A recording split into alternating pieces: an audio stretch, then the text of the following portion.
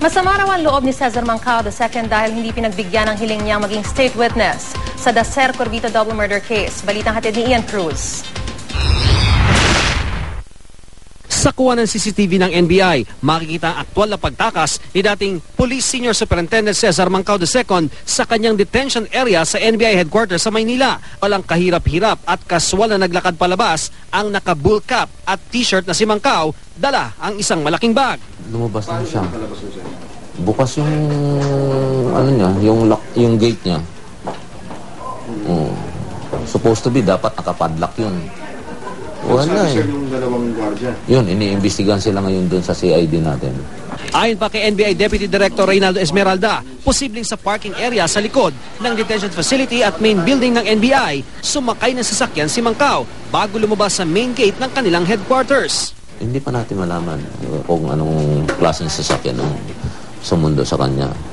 Siyempre, hindi maglalakad yun palabas ng gate. Sa liham na iniwan ni Mancao sa kanyang silid, nakiusap siyang huwag kunin ang mga gamit nang hindi iniimbentaryo.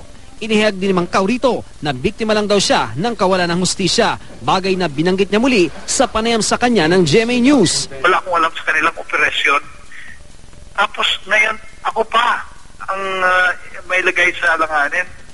Iko-convict pa ako at ngayon ililipat pa ako sa city jail. Ang tinutukoy ni Mancao ay ang pananatili pa rin niyang akusado sa kasong pagpatay sa public relations man na si Salvador Buwi Dacer at driver niyang si Emmanuel Corbito noong taong 2000. Daing ni Mancao, nagtitiis pa rin daw siya sa mainit ng selda at hindi umano binibigyan ng pagkain.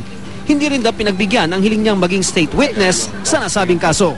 Kung matatandaan, sa isang sinumpang salaysay noong 2009 ay sinabi ni Mancao na narinig niya ng utusan umano ni Noy Paok TF's Chief Panfilo Lacson, si dating Senior Superintendent Michael Ray Aquino na dispatsahin na si Reynaldo Beroya na kilalang kaaway ni Lacson.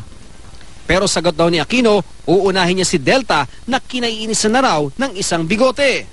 Si Dacer daw ang tinutukoy na Delta, habang si dating Pangulong Joseph Estrada si Bigote. Paulit-ulit na itinanggi ni Estrada na may kinalaman siya sa kaso, sina Aquino at Lacson na humarap sa paglilitis, kalaunay pinawalang sala rin.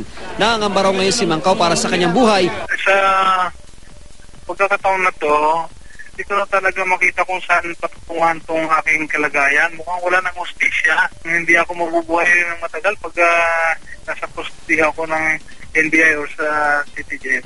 Paniwala ni Mancao, isang maimpluwensyang tao ang nanggigipit daw sa kanya, si Senador Lacson. Alam ko naman ang hunt dito ng isang powerful, influential, money person na talagang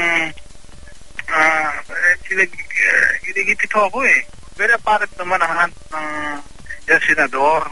At kahit hindi ko naman mention kung trace back mo yung history ng kaso talaga namang implicate siya doon.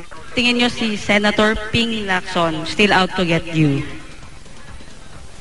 Yes ma'am, that's what I believe. Ian Cruz, GMA News.